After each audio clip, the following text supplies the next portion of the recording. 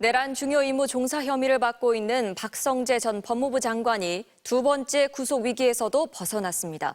또 내란 선동과 수사 방해 혐의를 받고 있는 황교안 전 국무총리에 대한 영장도 기각됐습니다. 구나연 기자입니다. 박성재 전 법무부 장관에 대한 구속영장이 또다시 기각됐습니다.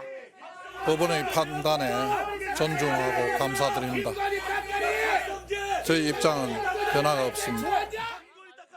어제 두 번째 영장실질심사에서 내란 특검은 계엄 이튿날인 12월 4일 한덕수 당시 총리, 한동훈 국민의힘 대표와 정진석 비서실장 등이 참석한 당정대 회의에서 박 전 장관이 이유 불가피성 설명 필요, 탄핵, 특검 수사 등의 내용을 적은 업무 수첩과 휴대폰 추가 포렌식 과정에서 복구한 법무부 검찰과의 권한남용 문건 관련이라는 파일을 새롭게 제시했습니다.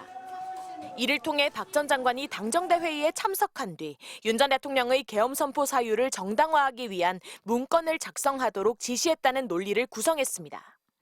이에 대해 박 전 장관 측은 당시 윤 전 대통령의 법무 참모로서 국회 질의 등에 대비했을 뿐 내란 행위를 정당화하거나 동조할 의도는 없었다고 주장한 것으로 파악됐습니다. 이에 대해 서울중앙지법 남세진 영장전담 부장판사는 추가된 범죄 혐의와 수집된 자료를 종합해도 혐의에 대한 다툼의 여지가 있다고 밝혔습니다. 첫 기각 당시 지적된 위법성 인식 문제를 보완했지만 특검의 논리 연결에 여전히 근거가 부족하다고 판단한 셈입니다. 같은 날 박정우 영장전담 부장판사의 심사를 받은 황교안 전 총리도 구속을 면했습니다. 황 전 총리는 내란 선동 혐의에 대한 압수수색과 조사를 거부하고 이른바 판사 좌표 찍기를 했다가 공무집행방해와 수사방해 혐의까지 적용된 상태였습니다. 영장을 집행하려고 기다리는 중이라서 내란 특검하라! 하지만 재판부는 구속의 필요성이나 도주, 증거인멸 염려 등의 사유에 대한 소명이 부족하고 객관적인 사실관계에 대해서는 증거 상당 부분이 수집됐다고 설명했습니다.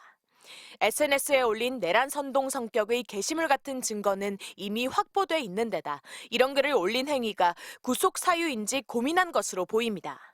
하지만 특검은 법원이 발부한 영장 집행을 거부한 것 자체가 명백한 증거인멸 우려이기 때문에 수긍하기 어려운 측면이 있다며 영장을 재청구할 가능성을 내비쳤습니다. MBC 뉴스 구나연입니다.